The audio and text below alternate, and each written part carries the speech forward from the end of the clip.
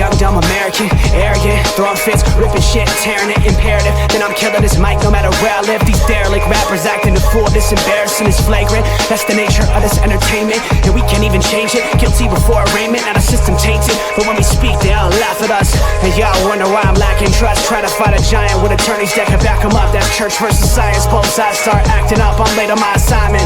Hopping up a mile high, climbing, obviously never silent. New alignment, I'm defined, cannot describe it. Used to describe it as a young graffiti artist. Before the beard, I always got carded. At every bar, even though my bar has been the hardest. The scars on my face said I ain't always been the smartest. But I'll show you where my heart is. I said I'll show you where my heart is.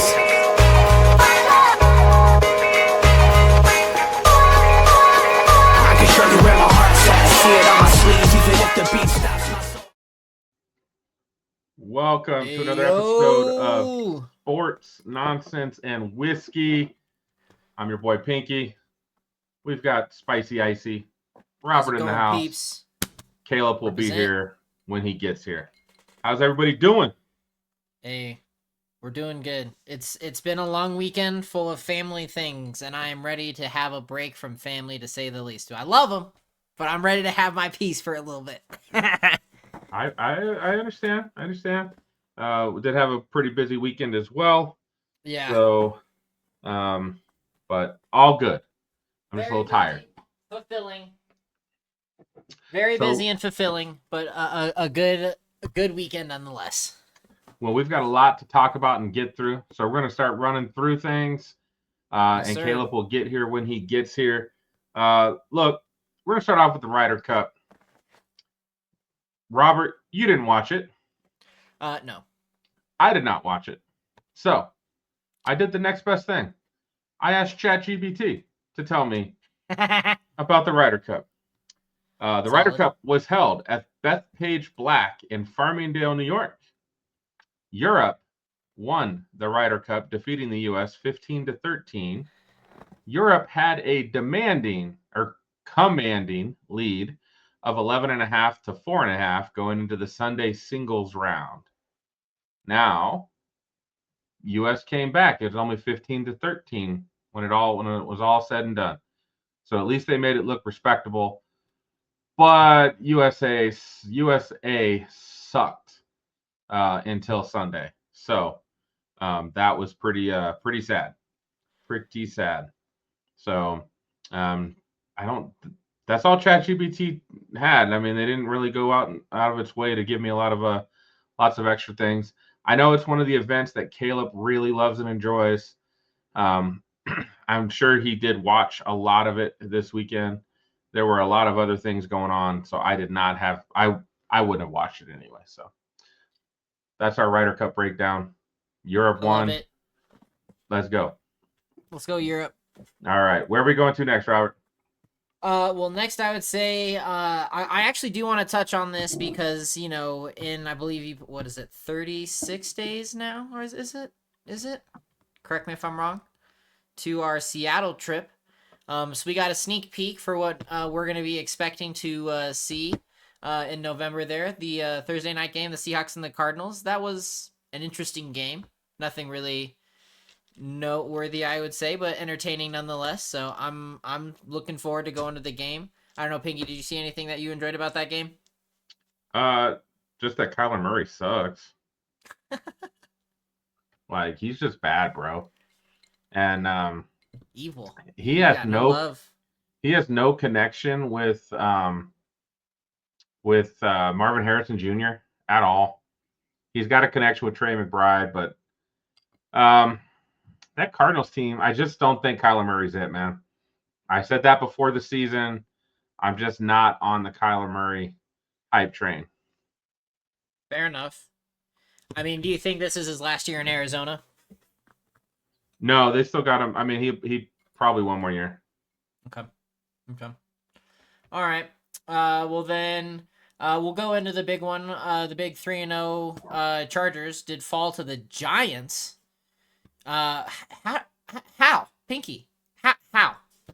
So, I only saw bits and pieces because I do watch Red Zone during the early games normally. I was watching Red Zone too, so that's how I was catching it. early games, red zone, 2 o'clock games, normally Broncos, or if the Broncos aren't on, I will watch Baltimore and KC was the game. So I watched that whole game.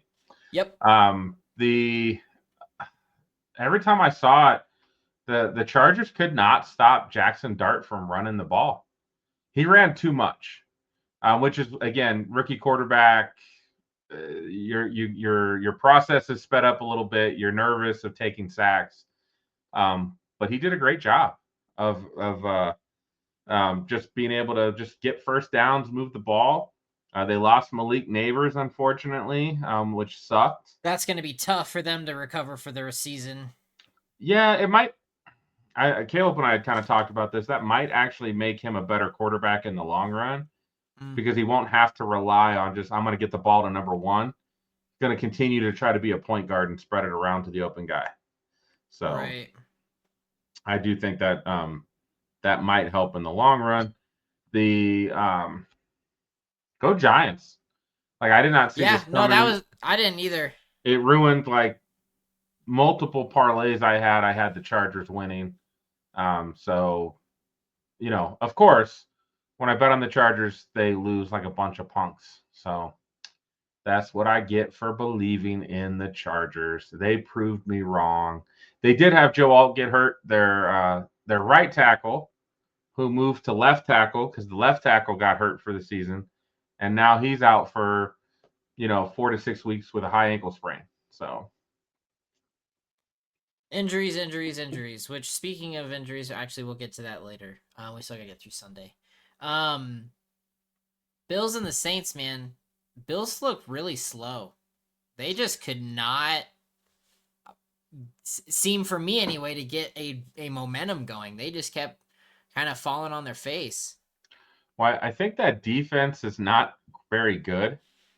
And the fact that New Orleans was able to make some hay against that defense kind of lets me go, you know what? If Spencer Rattler can do some things against that defense, I think really good quarterbacks can look really good against that defense. So I'm kind of worried about the Bills from that aspect. They won the game, though, right? It was close. Sometimes you play down to your competition. Sometimes, as an offensive play caller, you don't call things against a weaker opponent that you might call against KC or Baltimore or any of the top teams in the league. You kind of hold those plays in your back pocket until you need them. So that could have been the case. I don't know. But I didn't see a lot of it. It just kind of, whenever it came up on red zone, it was like, oh, they're keeping it close. They're being feisty today, those Saints. So, but the Bills still won at the end of the day. I mean, the score really doesn't say much. I mean, it's 31-19. It looks like the Bills kind of did their thing, but they really did not look great. So I'm worried about them going forward. We'll see what happens. Bro, the Lions. The Lions, baby. Talk about it. Tell the people. I'm giving out a small bouquet of flowers. It's very small, very small. Again, we'd all talked about what the Lions are going to look like going forward, coming into the start of the season here, with basically having lost all of their coaching staff, Ben Johnson to the Bears. A huge hurt there for the Lions overall, but the Lions' last 3 weeks have just been on it. From crushing the Bears, and this last week playing the Browns. I mean, it's not saying much, but I mean, they just were unstoppable. It was great, and I think as long as the Lions keep it up, I mean, from what I've been seeing, they've been running the football quite a bit. They've been getting quite a few play action passes going, so I'm enjoying it. I'm Amon-Ra, Sonic and Knuckles. I mean, those guys MVPs, and it hurts me that I really did not plan on putting them in my fantasy leagues this year. I'm kind of second guessing myself on that. So that's really. Oh man, it was tough. I wanted every Lions player I could get, but everybody drafted him so early that I was like, I can't get him. So which I love to see, but I hate to see because I'm like, man, I just want the Lions to be good. That's it. If you have Lions players on your roster right now, you might have a good fantasy team. Absolutely. So I do. Lions played great. I do. Again, that week one's weird, man. Week 1 is always weird. Weird stuff happens. Maybe they came out with the wrong game plan. They played in Lambeau of all places to start. And Green Bay hasn't lost in I think 8 or 9 seasons now in a home opener. So, and again, like we talked about from the very beginning, when the Lions run the football, they are a hard team to play. Yeah, absolutely. Because they will, like you said, Sonic and Knuckles starts going off. Next thing you know, you've got play action pass you have to worry about. All with the linebackers just chilling, and you've got the linebackers and safeties biting hard on the run, and then Amon-Ra's coming right behind them on a drag route. Laporta, and then Jameson Williams is wide open deep. Goff missed a couple of the throws to him this week that he was open. So, man, the Lions are a tough team. They're fun to root for. I'm excited for the Lions. They're fun to watch when you can. Always fun to watch. Always fun to watch the Lions. What else we got? Dude, the Colts just kind of went belly up this weekend. Another game I didn't get to watch, right? A lot of, or the inner workings of the game. Caleb had a better rundown. He said a lot of it wasn't Daniel Jones's fault, but I know Daniel Jones threw a couple picks, didn't look as sharp. They weren't able to protect him as well. Now that Rams D line is arguably one of the best D lines in the league. Oh, they're strong, bro. The rest of that defense isn't great, like the linebackers and corners and safeties, but their front four is nasty. Yeah. With Fisk and Verse, and there's one other guy that's on there too that's really good. So they're a tough team. As long as Stafford's back holds up, man, this is like I know we all, Caleb included, predicted the Rams to have a pretty good season as long as Stafford is able to stay healthy. Puka's on fire right now. They run the football. You've got Devontae Adams to make some of those third down catches, and then also, I think he got in the end zone this week too. So the Rams are a tough team to play as well. I think we here in a little bit when we talk about what is the best team in the NFL, I think the Rams are on the list. I would have to agree with you on that. So we'll come back to that here in just a little bit. Then we have the game, as you mentioned, Pinky, that you and I watched through completely, the Ravens and the Chiefs, and how painful that game was to watch. This was a tough one to watch. There's so many ways to go with this. At the end of the day, injuries happen. At the end of the day, they always say the NFL is a next man up league.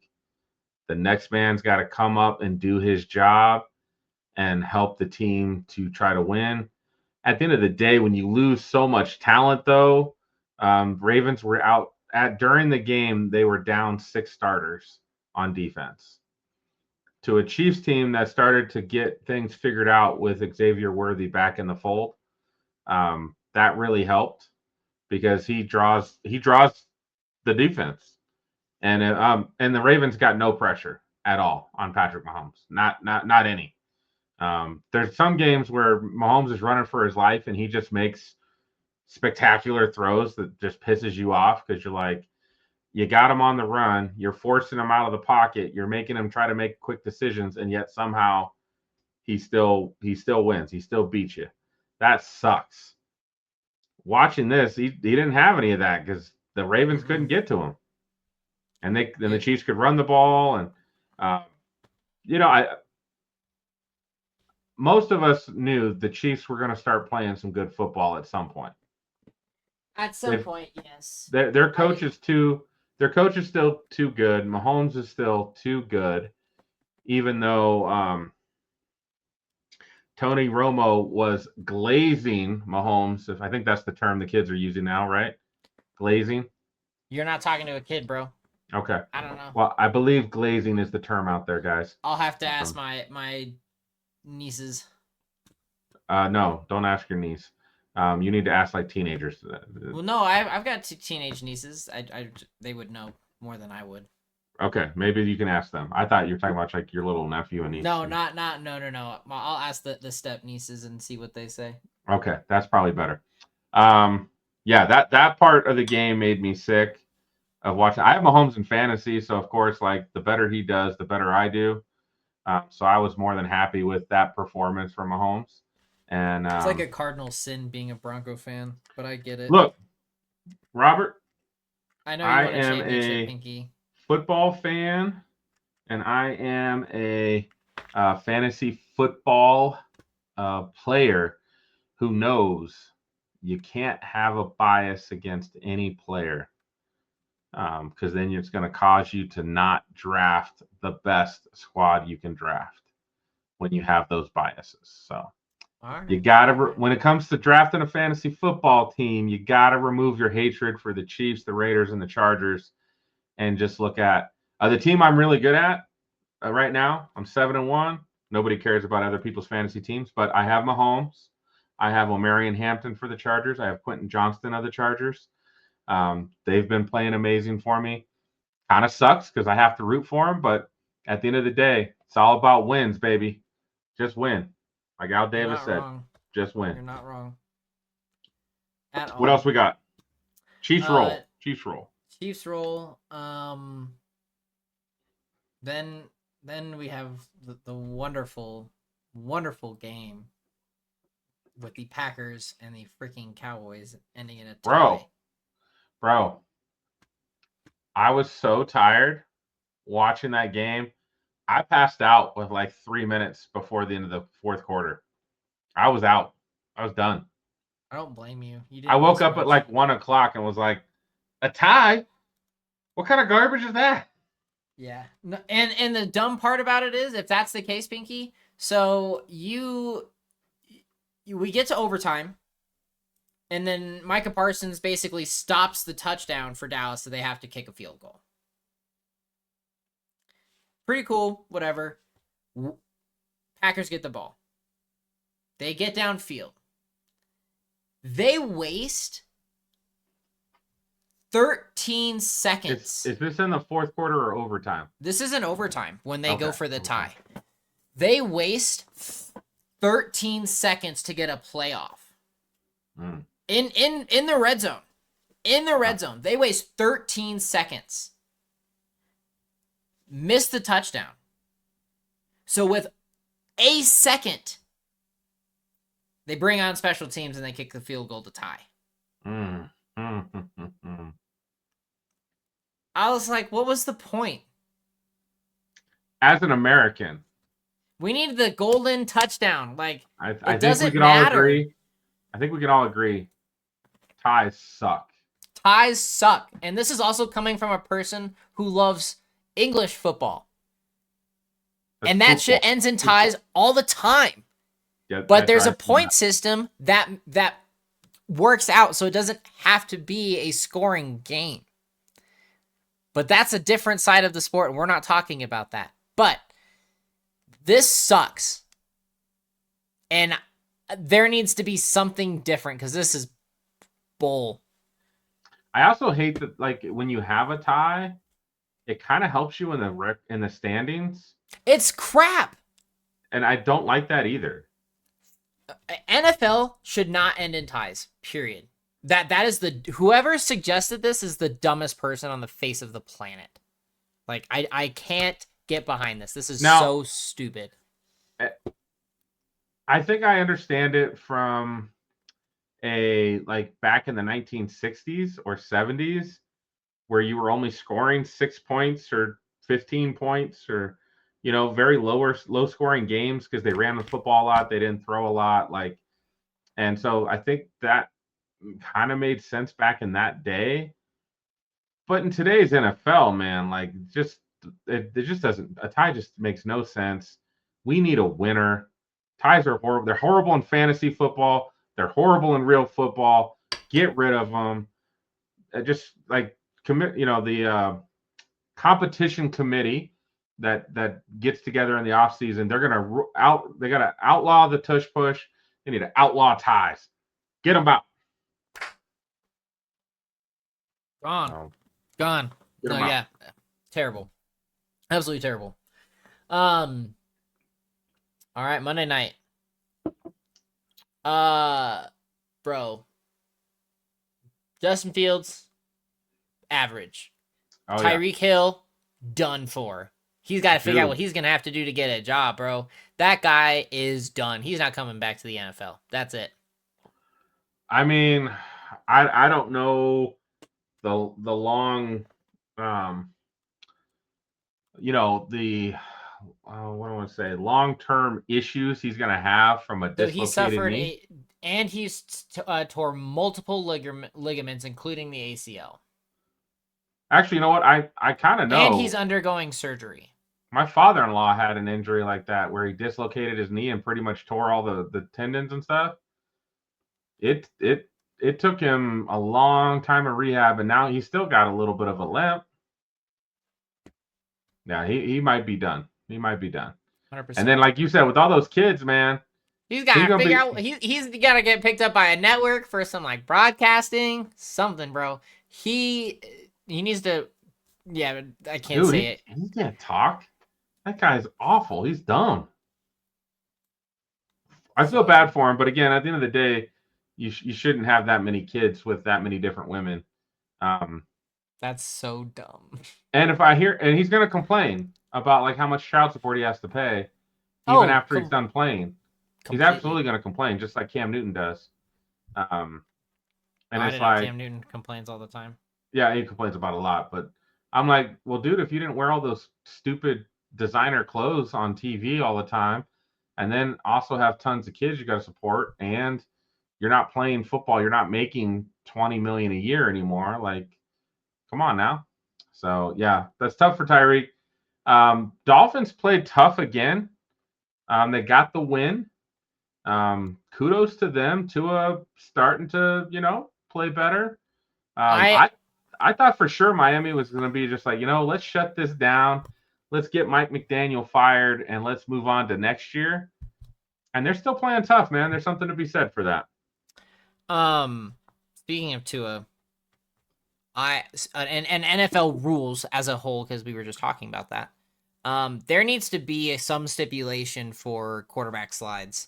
There was a couple plays there where, I mean, it was a little late of a slide and they couldn't avoid it and they picked up the penalty, but like that was dangerous. And this is coming from again, playing soccer. Slide tackling is one of my favorite things to do, and you have to do it safely.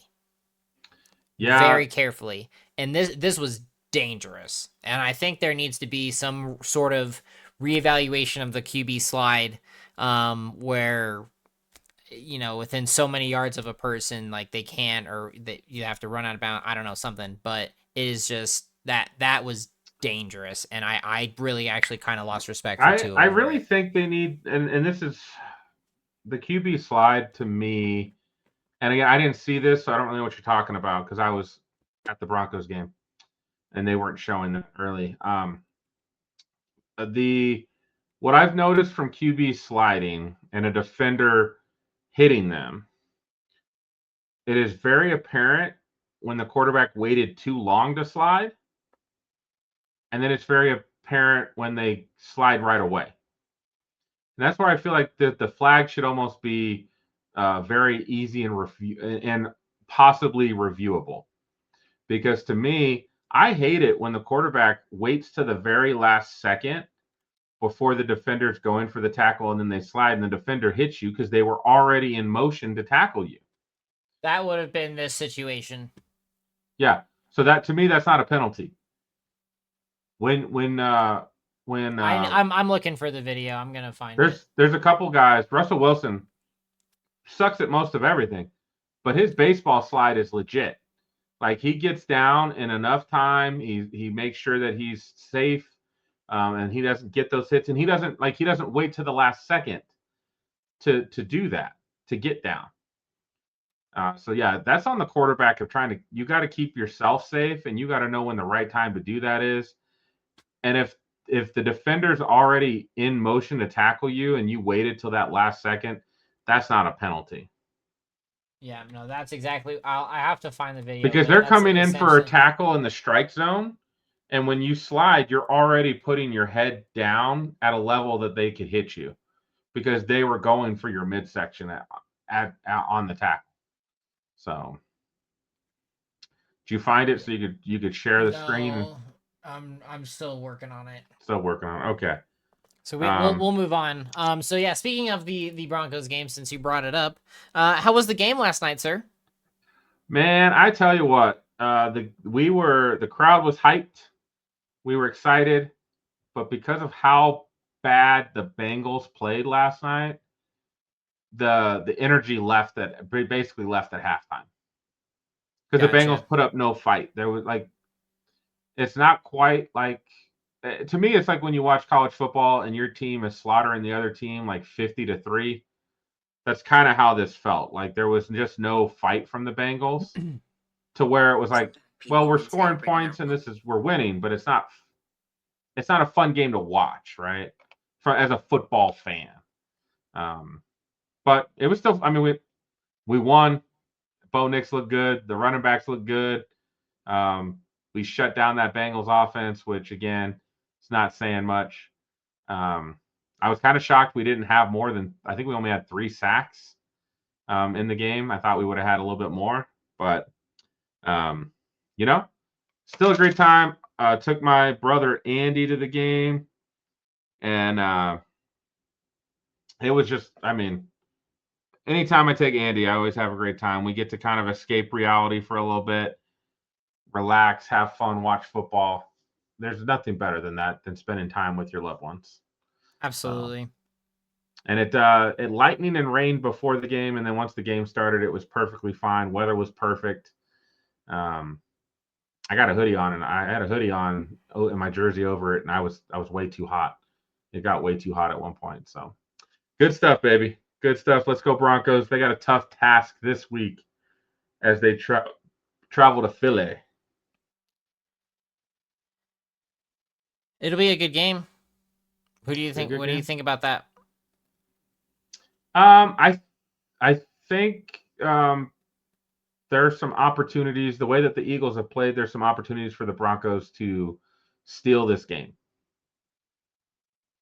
Just based on the way that the Eagles have played so far this year. They have not looked amazing on offense, and they've had lapses on defense that they are vulnerable, but they're 4-0. They keep finding ways to win. So if I had to make a prediction, it's a close game, and in the fourth quarter, the Eagles find a way to win. It's kind of what they've done so far this year. And the Broncos have found ways to lose close games. So that is fair. That's probably the story of that game. Well, we might have a short show this week. It looks like Caleb will not be joining us. Oh, no. So it is just on us. So in that case, is there anything on week 5 that we want to chat about real quick, or we just want to talk about what teams are the best in the NFL right now? Before we do that, I did find the video finally, so I'll go ahead and can you share pull that up here. I should be able to share. Give me just gotta make it quick. We don't want to get copyrighted, but right, it's off the one of the TikToks. How do I? There we go.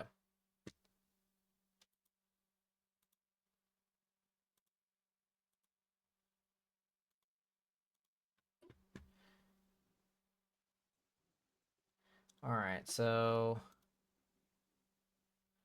this is a video where again Tua's doing the QB slide, and he just comes a little too close in my opinion. There's 2 defenders. Boom.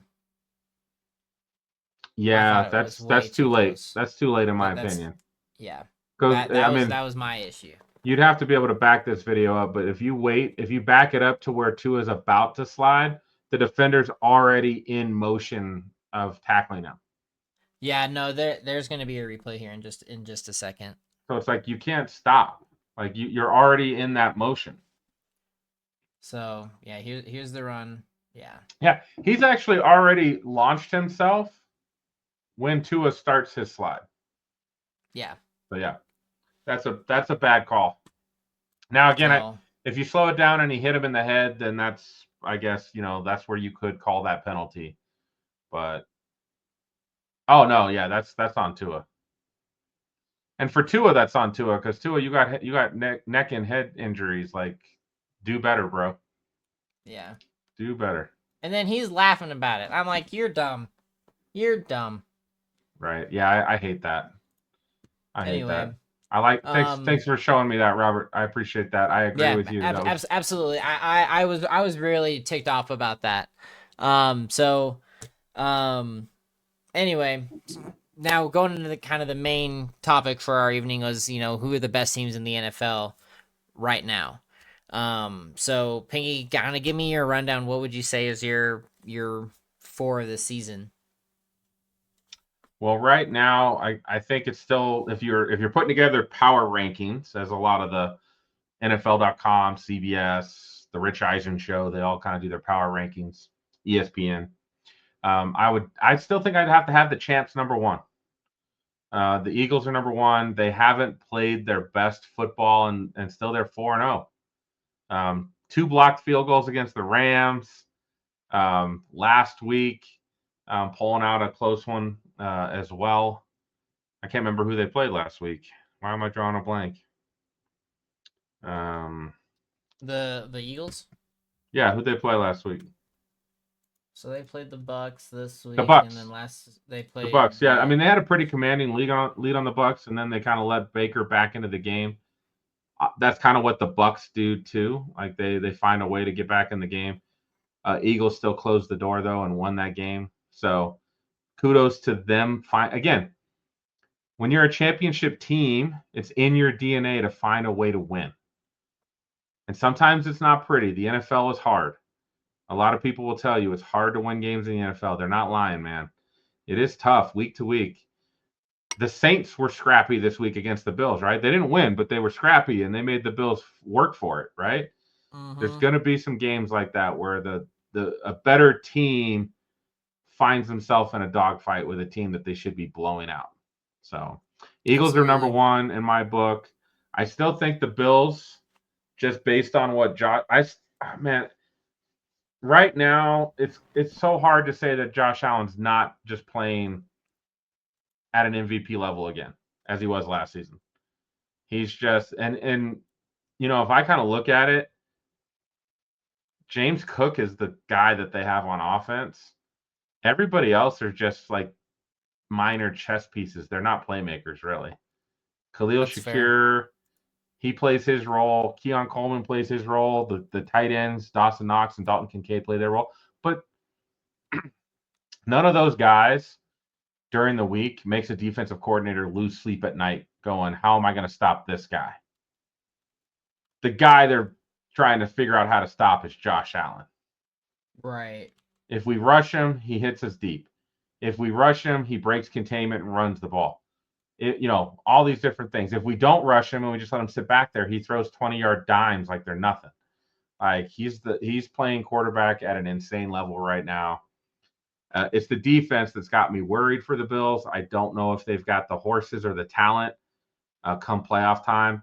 I could see them totally getting beat by the Chiefs again in the playoffs for like the gazillionth time, which is sad for Josh Allen. Josh Allen deserves to get to a Super Bowl. I want to see Lamar get to a Super Bowl. I just want to see it. I'm tired of the Chiefs. I mean, I'm a Broncos fan. Of course, I'm tired of the Chiefs. I've already seen them win a Super Bowl in person. I'm fine. I'm good. I'm good for the rest of my life. All right. I never want to see it again. So I got them. I would definitely have the Lions. I think the Lions have actually played some of their best football the last 3 weeks. I would agree. The Lions are really figuring something out here. Just dominating. They took the Bears to the woodshed. They played really great against the Browns. And then they played really good against who's the other team they played? They played the Packers. They lost to the Packers week 1. They beat the Bears week 2, I think. Hang on. No. Who else did they play? They play before that? Packers, Bears, Ravens. They beat the Ravens pretty handedly too. 38-30, yes. Yeah. So, well, they were leading for most of that game. They just kept putting it on. So I think the Lions are really figuring it out. So I got them up there. And I'd probably have I think the Rams are a pretty damn good football team, man. I really do. I really don't like you saying that, but I would agree with you. I mean, defensive line, Stafford, and they run the ball. Puka's lighting it up, and Devontae Adams helps a lot too. So as long as Stafford's healthy, man, the Rams are going to be a tough out for anybody. I'm glad the Broncos don't play them this year. Yeah, thank God for that.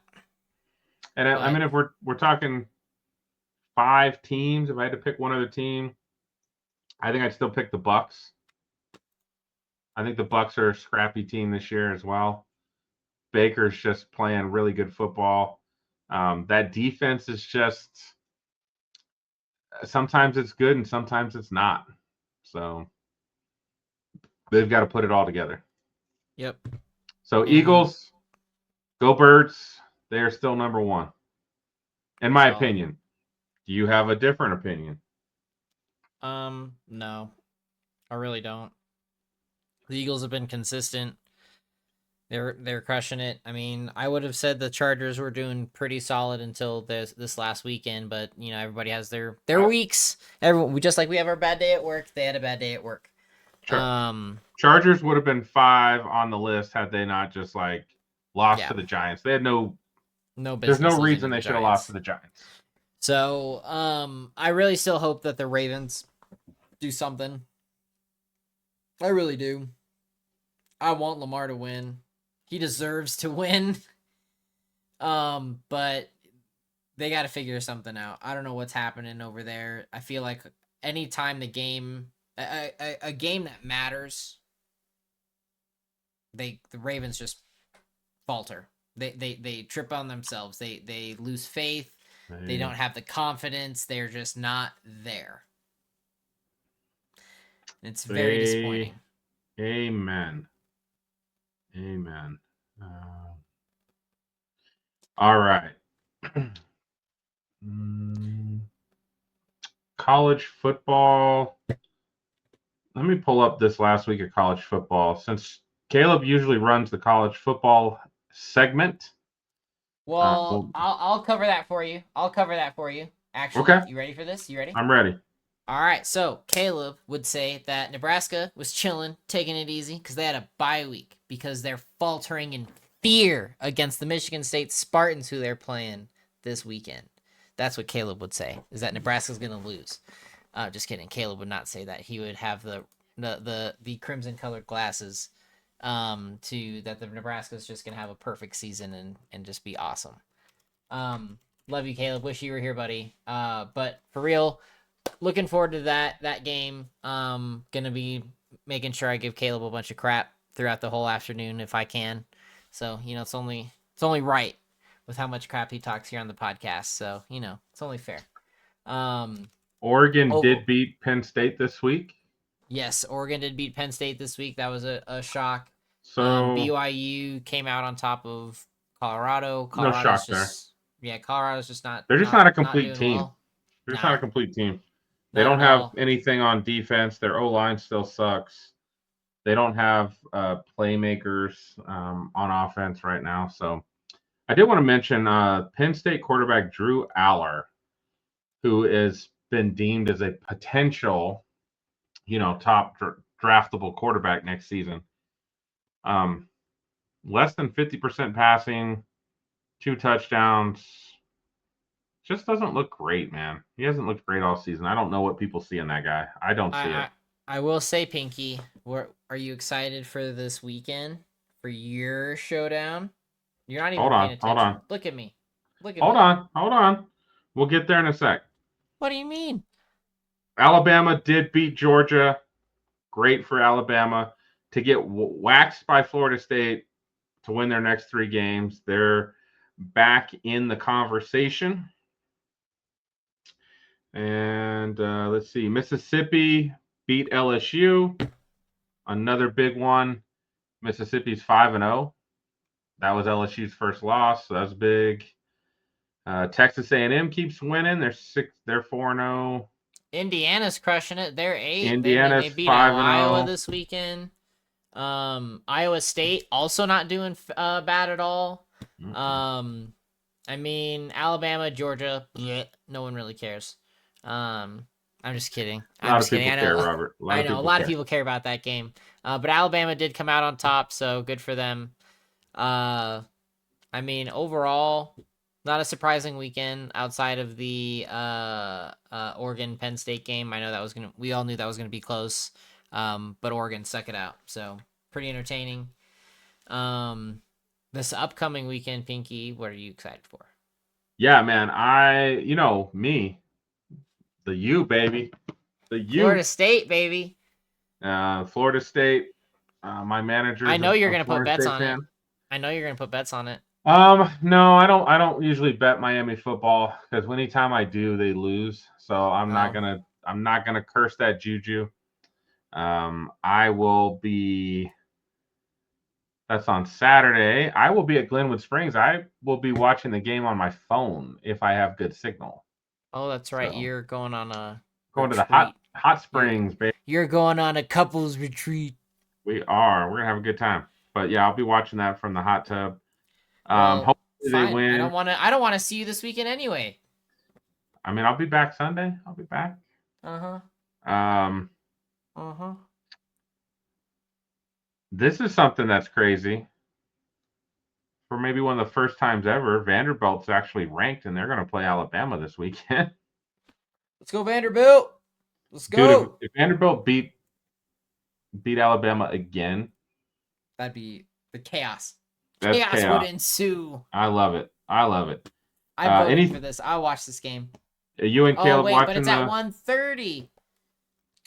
You guys watching the Michigan State Nebraska game? If Maybe. there's a way to watch it. I don't have any Big Ten package for this, so well, I guess it says it's on Fox Sports for free. So we should be able to watch it. So I'll talk to him. But I'm not counting on it. It sounds like his house is infected with disease, and I don't want disease. There's that. There is that. Let's see what else we got this week. College football and Michigan, Wisconsin's always fun.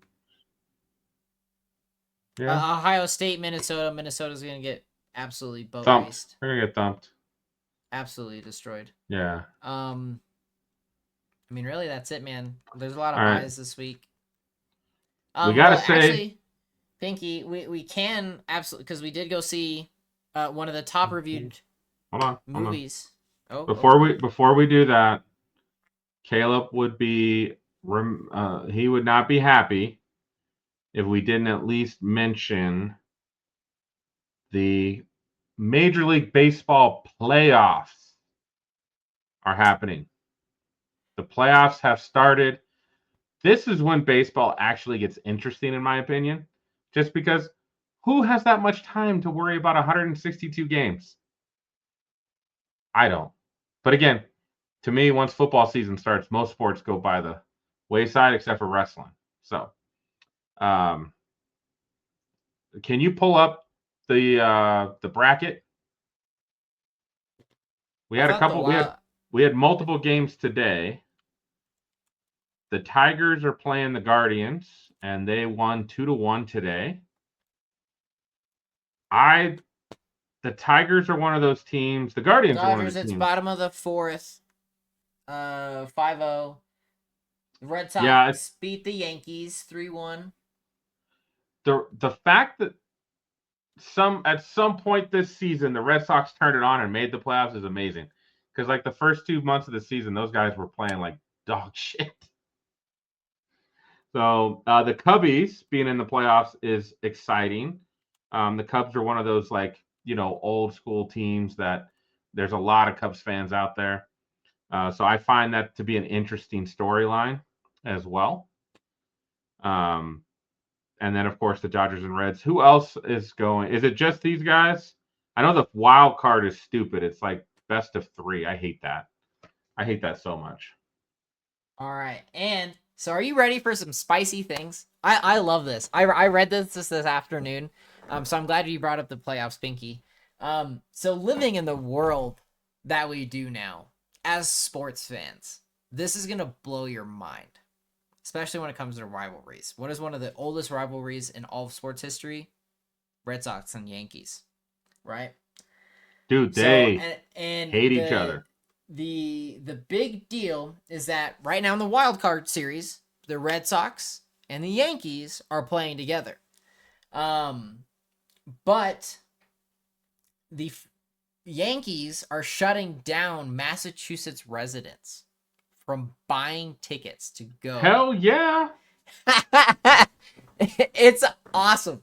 So, sales to this event will be restricted to residents of New York, New Jersey, Connecticut, and Pennsylvania. Residency will be based on credit card billing address. Orders by residents outside New York, New Jersey, Connecticut, and Pennsylvania will be canceled without notice and refunds given. Hold on.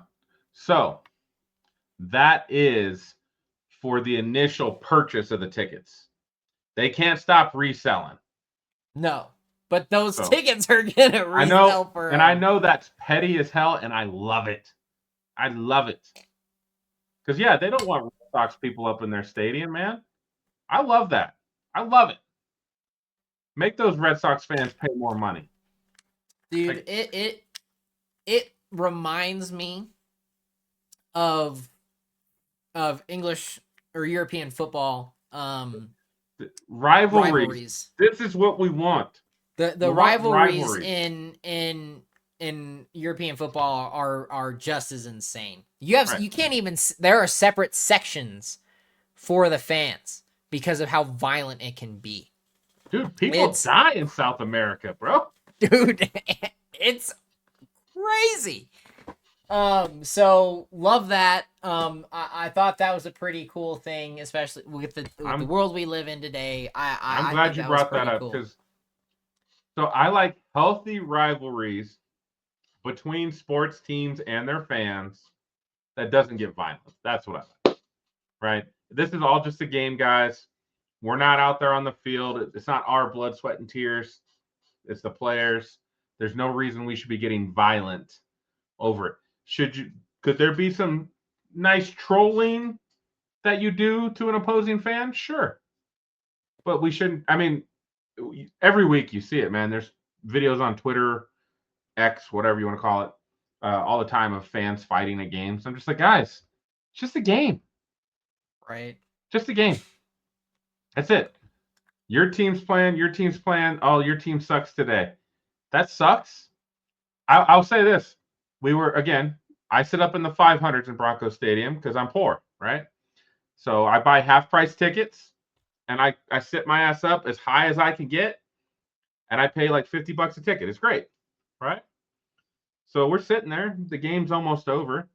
There's a Bengals fan, a Broncos fan, walking down the row, and he's chirping at a Bengals fan, just talking mad shit. And we're already up 28-3. Like he was being a real dick.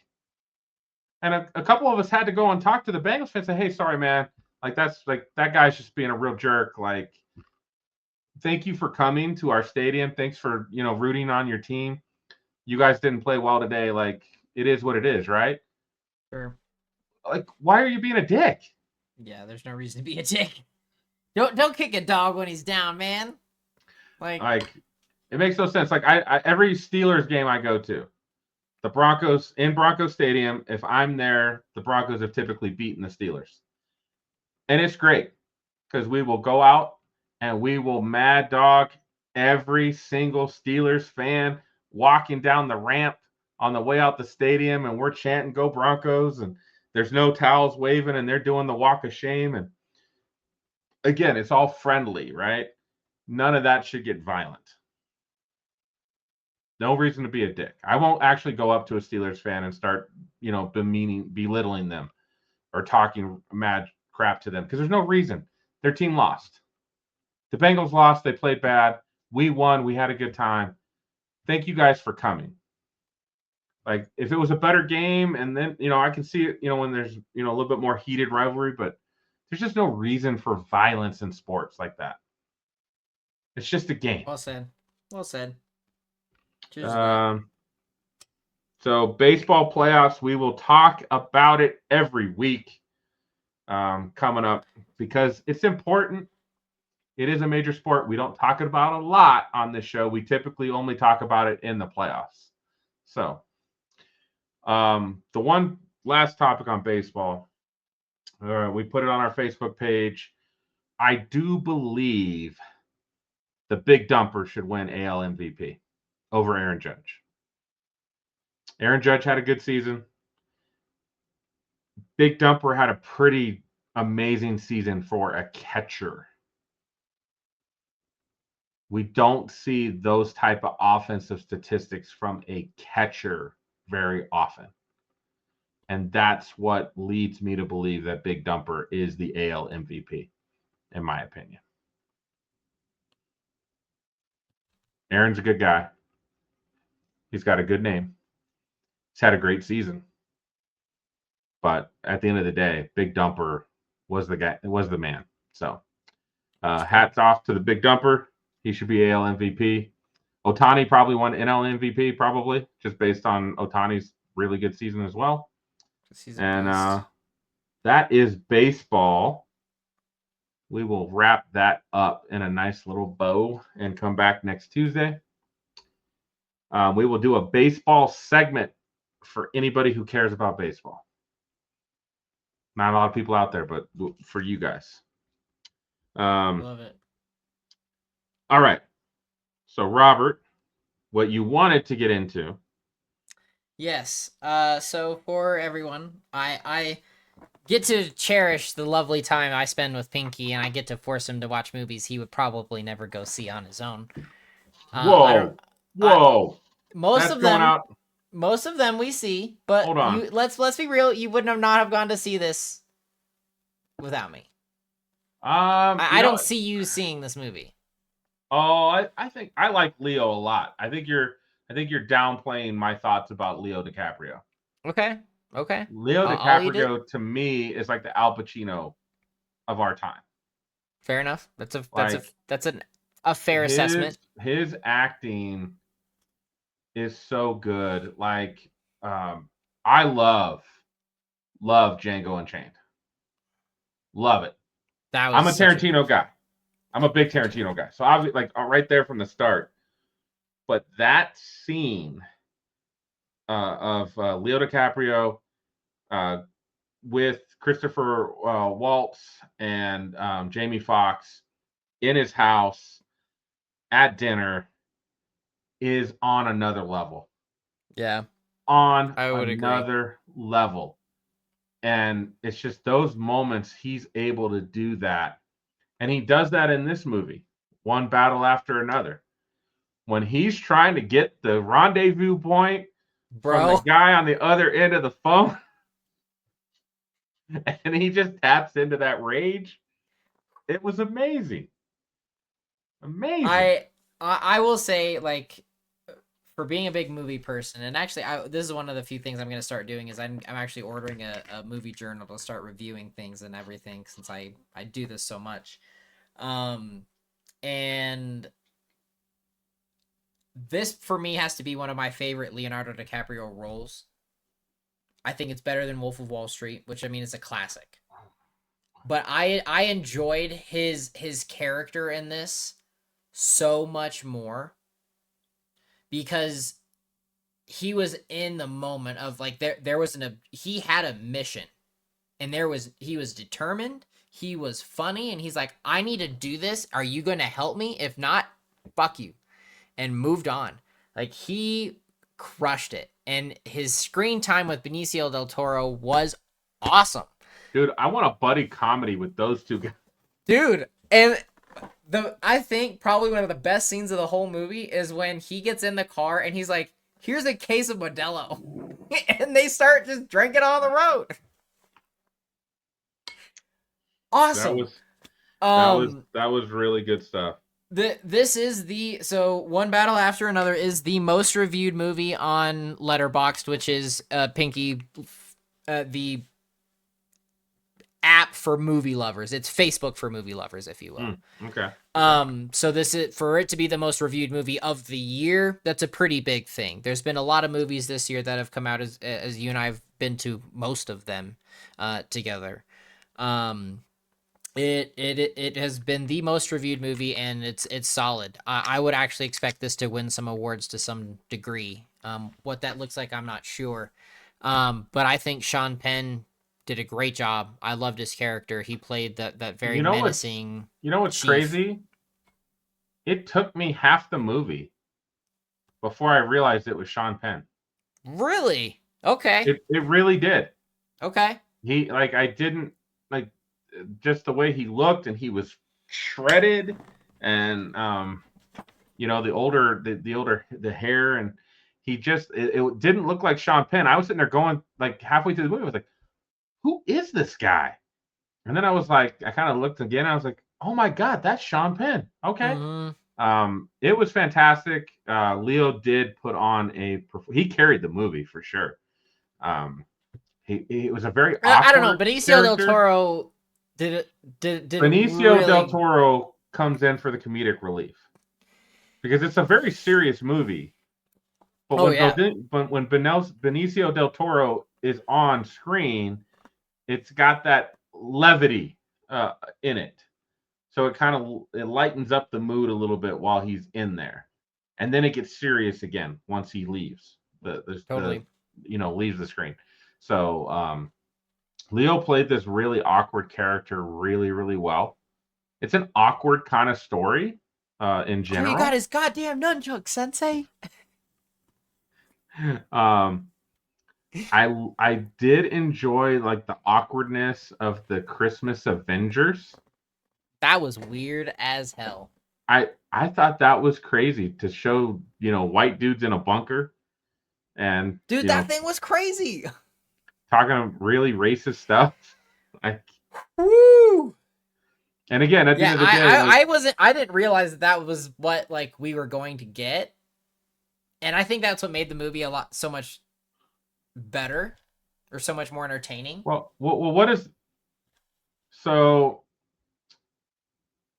It starts out the movie with you kind of understand that Leo and his female counterpart are basically domestic terrorists.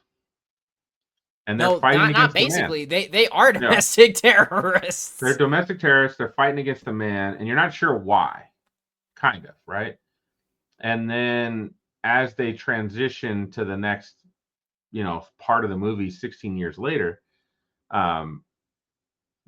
you bring in these racist, rich white guys that then you automatically hate those guys.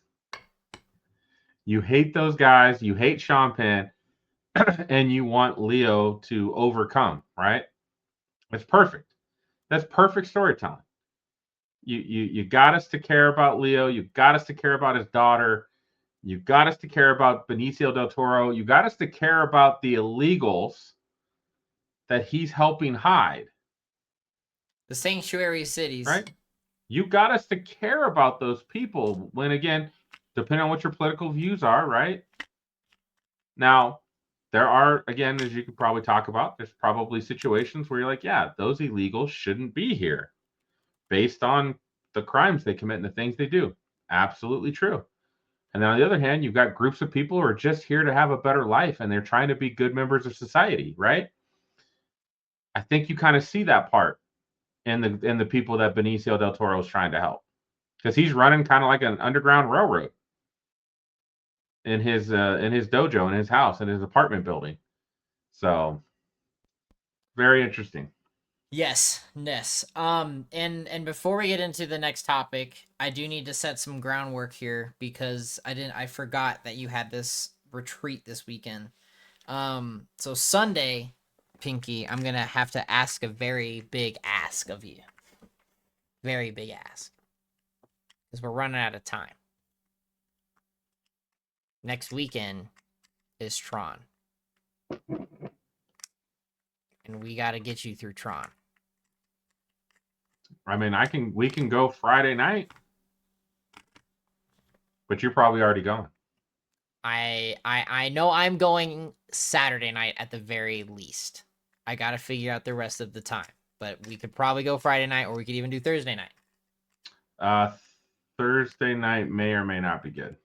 All right, we'll revisit this, but we need to get you through the first two movies first. So figure out in the next couple of days that on your calendar.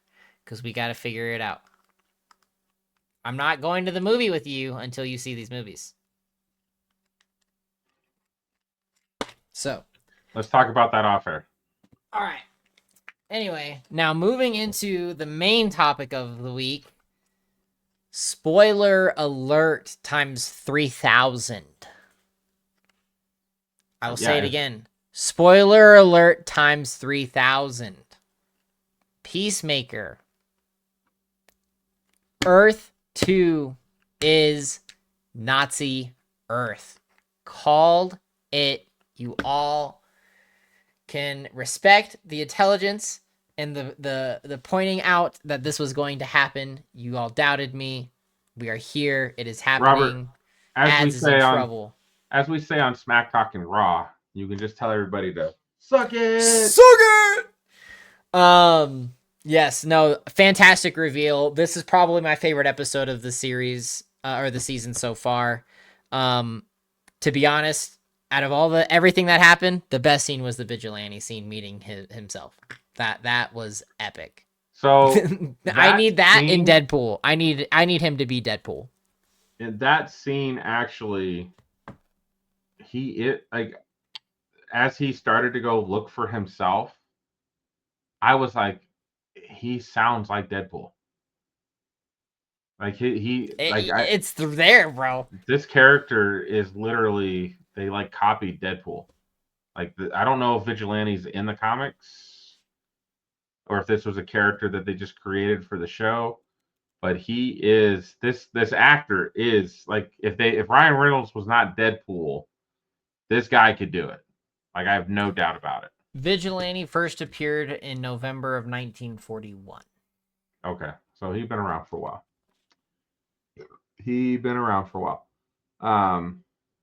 Now, that was a great scene. I love that they did the Spider-Man meme. Yeah, that was great. And I loved how, like, they were just like, everything was the same until he said, like, Peacemaker is his arch enemy. My best friend. And Peacemaker's my best friend. Like, I don't think we got anything after that. Like, they had that moment, and then I don't think we saw Adrian after that. Nope, because after that we got flipped to ads saying she's going for a walk in the reveal of Nazi Earth. One got out! Yeah, that was crazy. And again, they set that up in a perfect way. She's in suburbia, America. And she's walking like, hi! Down the street. And done. Like, Keith just pulled the truck around and was like, said some derogatory comments. And then she's on the run.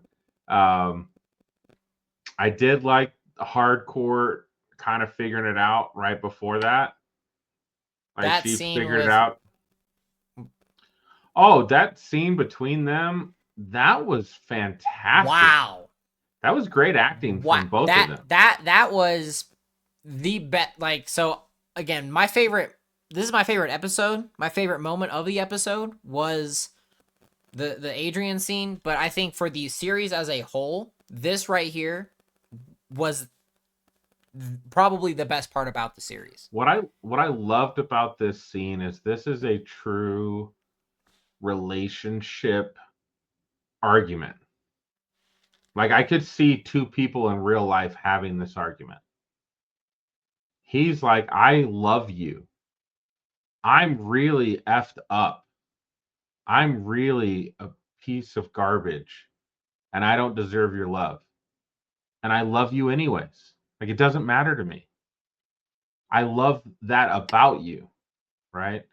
So I found that to be really enjoyable between the two. And again, I enjoy the more we get to see John Cena really work on his acting and really delve into this. Like, he knows who Peacemaker is.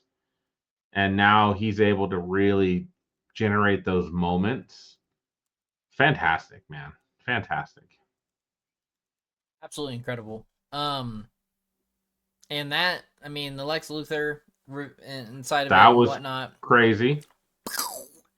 Again, a lot of continuing implications. to The interconnect threads, yes. the universe, right?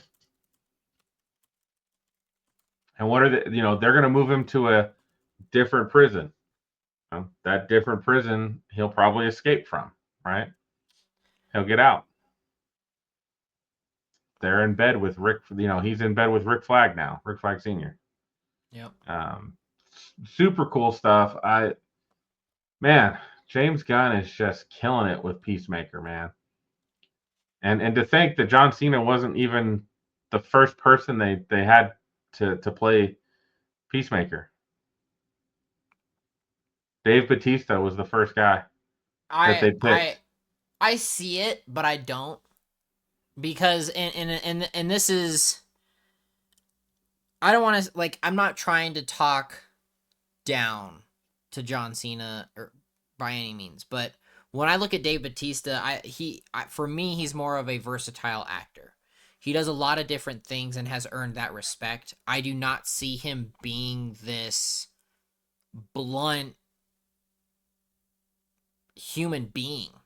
I mean, to be honest, I mean, he is a blunt asshole. And with the mind of a child that doesn't understand the consequences. He's like, again, I'm going to kill every man, woman, and child I can to achieve peace. I don't see Dave Bautista standing there in the suit saying that. I see that it was written for him originally, but it just evolved to John Cena, and now John Cena is Peacemaker. Like, just like Robert Downey Jr.'s Iron Man, John Cena is Peacemaker. Like, there's no separating the two. And I think it's great. And you can see the evolution from season 1 to season 2 about just how far John Cena has come and how much work he's really putting into this role going forward. I mean, we got him back in 21 with Suicide Squad, then we had the Peacemaker TV show, and now we're into season 2 of that same show, and he's just skyrocketed with just the talent, the emotion, the stories that they are conveying. It's amazing, and he's slowly becoming one of my favorite people to watch on screen because he is adapting so well. He's putting in the work. So, what else we got, Robert? Man, I mean, we can end a little early. We can end a little early, which is totally fine. I think well, Pinky, actually, it's over. You can now sit on Hulu and binge Alien Earth. It's done. I loved it. I thought it was a great show. I'm ready for season 2 to be announced and greenlit so we get the rest of the story. But phenomenal show. I'm enjoying it. Now that is over, it's Gen V time, baby. It's time to go back to The Boys season 2. I am ready. Well, you've already given me homework of watching both Trons this week somehow, some way. Yes, we got to make it happen, bro. And then I actually started this last week, and I started Andor. So, yeah, you're gonna have to wait a little bit. All right. So then I'll pose this question: where are you in Andor? Just season 1, episode 1. Okay, never mind. I finished that. We're okay. We've stuck the pinky toe in. Wonderful. All right. Well, I'm excited for you. We got to get you through this. There's a lot of good stuff coming out, and then at some point, I mean, we are going to need to review your situation on the upcoming Mandalorian and Grogu movie and make sure that you're ready for that. I'm ready. I've seen all of Mandalorian. I'm good. There's other facets to that we'll have to talk about off air, so we'll catch up on that. But I mean, a lot of good stuff happening. It's finally the fall. There's big things coming. There's the Bruce Springsteen movie this weekend for anybody that's big biopic fans. I'm not gonna go see this personally. Who's playing Springsteen? The dude from The Bear, and what's that one? The with the Gallaghers. Lip is his name. I don't know. I haven't watched The Bear. Oh, really? You should put that in the list. Dude, there's so much crap, bro. I know. It's football season right now. I watch a lot of stuff when it's not football season. During football season, man, my nights are packed. Monday Night Football. Fair. I got Monday Night Football and Raw at the same time. I watch NXT on Wednesdays, Wednesday evenings to catch up on that. Then we've got Thursday Night Football, Friday and Saturday. Friday's usually okay. Saturdays maybe college football or wrestling PLE, and then Sunday's football again. So it's like boom, boom, boom, boom, boom, boom. So I got limited time. Not enough time in the day. If I didn't have to I work, need like 6 more hours. If I could just consume media instead of work every day, that'd be great. But we got to work. We got to make our money. We got to make money. So a lot of good stuff. I mean, so it's Jeremy Allen White who's the main lead. So he looks like a Gene Wilder lookalike. So I don't know how well it'll do. There's not really a movie this weekend that I'm looking to go see. Tron is really the next big thing. Which, family, they love me. My sister went to go see a movie with my niece and nephew, and she was like, there's Tron stuff, picked up a cup for me already and whatnot. So I was like, let's go.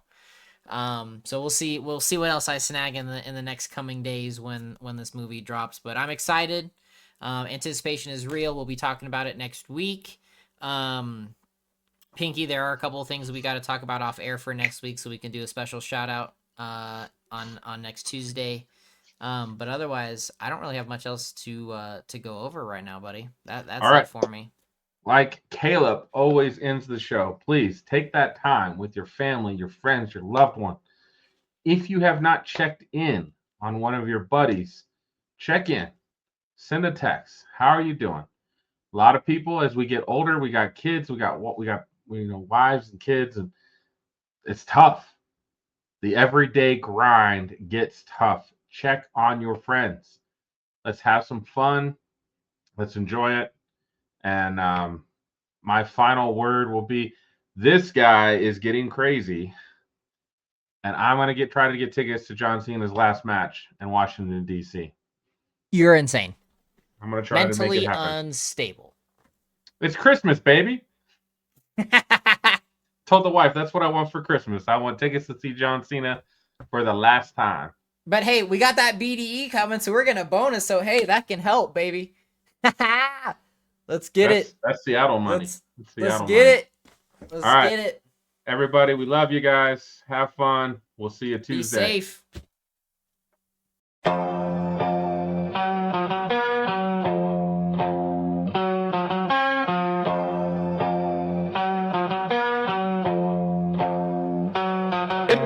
Pinky in the building, repping orange and blue. Broncos country, yeah, you know how we do. Hot take so wild, you remember the name. From college ball to the pros, Caleb spitting game. Robert here, the pop culture plug. From comics to racing, pour the drink in the mug. Sports, nonsense and whiskey, yeah, bold talk. Good laughs and a glass in the air. Sports, nonsense and whiskey, right? Kick back, tune in, take a wild side.